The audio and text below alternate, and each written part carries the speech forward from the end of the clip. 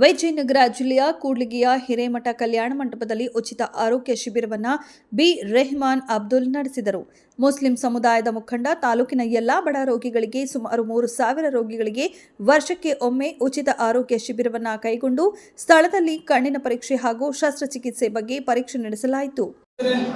ಕೂಡ್ಲಿಗಿಯ ಸ್ನೇಹಿತರ ಬಳಗದಿಂದ 8ನೇ ವರ್ಷದ ಉಚಿತ ಕಣ್ಣಿನ ಶಸ್ತ್ರಚಿಕಿತ್ಸೆ ಶಿಬಿರ ಈ ವರ್ಷ ಸುಮಾರು 1,500 ಜನಕ್ಕೆ ಒಂದು ಸ್ಕ್ರೀನಿಂಗ್ ನಡೆದಿದೆ. ಇವತ್ತು ಸಾಧಾರಣಕ್ಕೆ 700-800 ಜನಕ್ಕೆ ಇವತ್ತು ಆಪರೇಷನ್ ಮಾಡುವಂಥ ಒಂದು ಸೇವೆ ಕೂಡ ಸ್ನೇಹಿತರ ಬಳಗದಿಂದ ಮಾಡ್ತಾ ಇದ್ದೀವಿ.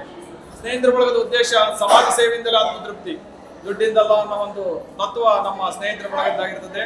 ಹಾಗಾಗಿ ಕಳೆದ 7 ವರ್ಷಗಳಿಂದ ನಾವು ಸುಮಾರು 3,500 ಜನಕ್ಕೆ ಒಂದು ಶಸ್ತ್ರಚಿಕಿತ್ಸೆ ಮಾಡಿಸುವಂಥ ಸೇವೆಯನ್ನ, ಒಂದು ಅಳಿಲು ಸೇವೆಯನ್ನು ಸ್ನೇಹಿತರ ಬಳಗ ಕೊಟ್ಟಿರ್ತದೆ.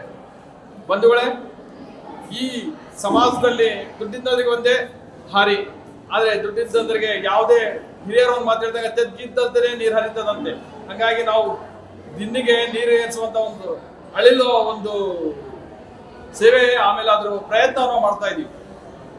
ಇಲ್ಲ ಅಂತ ಹೇಳಿದ್ರೆ ದುಡ್ಡಿಲ್ಲದ ಒಂದೇ ಒಂದು ಕಾರಣಕ್ಕೋಸ್ಕರ ಕಣ್ಣು ಕಳ್ಕೊಂಡ್ ಮನೆ ಕುಂತಿರ್ತಾರೆ ಸರ್. ಅದು ದೊಡ್ಡ ದುರಂತ ನಮ್ಮ ದೇಶಕ್ಕೆ. ಹಂಗಾಗಿ ನಮ್ಮ ಪ್ರಯತ್ನ ಸರ್, ನಾವು ಪೂರ್ತಿ ಮಾಡ್ತೀವಿ ಅಂತ ಎಷ್ಟು ಮಾಡ್ತೀವೋ ಗೊತ್ತಿಲ್ಲ, ಬಟ್ ಪ್ರಯತ್ನ ಮಾಡ್ತಾ ಇದೀವಿ. ಯಾಕಂತ ಹೇಳಿದ್ರೆ ಈ ಸಮಾಜದಲ್ಲಿ ದೀನ ದಲಿತರಿಗೆ, ಬಡವರಿಗೆ ಯಾವುದೇ ತರದ ಒಂದು ರೂಟ್ ಸಿಗಲ್ಲ ಸರ್. ಅವ್ರಿಗೆ ಯಾರು ಕರ್ಕೊಳ್ಳಲ್ಲ, ಯಾರು ಮೆಚ್ಕೊಳ್ಳಲ್ಲ. ಹಂಗಾಗಿ ನಾವು ನೋಡಿ, ಸಾಕಷ್ಟು ಜನ ನಮ್ಮಲ್ಲಿ ಬಂದಿರ್ತಕ್ಕಂಥವ್ರು BPL ಅಂಥದ್ದೇ ರೇಷನ್ ಕಾರ್ಡ್ ಇದ್ದಂತೆ ಈ ಒಂದು ಸೇವೆಯನ್ನು ಕೊಡ್ತಾ ಇದೀವಿ. ಆಗಿ ಒಂದು ಸೇವೆ ಕೊಡುವಂತ ಒಂದು ಮನಸ್ಥಿತಿ ನಮ್ಮಲ್ಲಿ ಬೆಳೆದಿದೆ. ಹಾಗಾಗಿ ಕಳೆದ 7 ವರ್ಷಗಳಿಂದ ನನ್ನ ಜೊತೆಯಲ್ಲಿ ನನ್ನ ಟೀಮಿನ ಫಯಾಜ್, ಮಹೇಶ್, ಆಮೇಲೆ ಅಬ್ದುಲ್ ವಾಹಿದ್, ಜಬ್ಬಾರ್, ಆಮೇಲೆ ನಮ್ಮ ತಮ್ಮನಾದಂಥ ಖಾದರ್ ಬಾಷಾ, ಮಕ್ಕಳು ಎಲ್ಲರೂ ಸೇರಿ ನಮ್ಮ ಕೂಡ್ಲಿಗಿಯ ಸಮಾನ ಮನಸ್ಕರು, ಕೂಡ್ಲಿಗಿಯ ಎಲ್ಲ ಆಯಗಾರರು ಸೇರಿ ಇವತ್ತು ಒಂದು ಸೇವೆ ಕೊಟ್ಟಿದ್ದೀವಿ. ಇವತ್ತು ಹಿರೇಮಠದ ಪ್ರಶಾಂತ್ ಸಾಗರ್ ಸ್ವಾಮೀಜಿ ಅವರು ಕೂಡ ಇವತ್ತು ಈ ಕಾರ್ಯಕ್ರಮಕ್ಕೆ ಬಂದಿದ್ರು. ಅವರು ಕೂಡ ನಮಗೆ ಬಹಳ ಒಂದು ಹೆಮ್ಮೆಯ ಮೆಚ್ಚುಗೆಯನ್ನು ವ್ಯಕ್ತಪಡಿಸಿದ್ರು. ಅವರ ಒಂದು ಸಾನ್ನಿಧ್ಯದಲ್ಲಿ ಈ ಕಾರ್ಯಕ್ರಮ ಕೂಡ ಹಮ್ಮಿಕೊಂಡಿದ್ದೀವಿ ನಾವು. ನಮ್ಮ ಅಖಿಲ್ ಮೌಲಿ ಸಾಬ್ ಕೂಡ ಬಂದಿದ್ರು, ನಮ್ಮ ಮುಸ್ಲಿಂ ಸಮಾಜದ ಎಲ್ಲಾ ಹಿರಿಯರು ಕೂಡ ಬಂದಿದ್ರು. ಅವರೆಲ್ಲರೂ ಬಂದು ಬಹಳ ಖುಷಿ ಪಟ್ಟರು. ಯಾಕಂದ್ರೆ ಸಮಾಜಕ್ಕೆ ಒಂದು ಏನಾದರೂ ಒಂದು ಕೊಡಬೇಕನ್ನೋದೇ ಒಂದು ಉದ್ದೇಶ.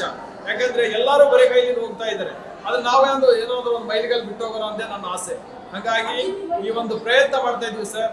ನಮ್ಮ ಪ್ರಯತ್ನ ಎಷ್ಟು ಸಫಲವಾಗ್ತದೆ ಗೊತ್ತಿಲ್ಲ, ಆದ್ರೆ ಒಂದು ಮಾತಂತ ನಾನು ಹೇಳಕ್ ಇಷ್ಟಪಡ್ತಾ ಇದ್ದೀನಿ. ಈ ಒಂದು ಕಾರ್ಯಕ್ರಮದಲ್ಲಿ ನನ್ನ ಮಕ್ಕಳಿಗಾದ್ರೂ ಹೇಳಿದ್ದೀನಿ, ನಾನು ಮುಂದಿನ ದಿನಗಳಲ್ಲಿ ನೀವು ಕೂಡ ಒಂದು ಸೇವೆ ಮಾಡುವಂತ ಮನಸ್ಸಿದೆ ನೀವು ಬೆಳೆಸ್ಕೊಡ್ರಿ. ಸೇವೆ ಎಲ್ಲದಕ್ಕಿಂತ ದೊಡ್ಡ.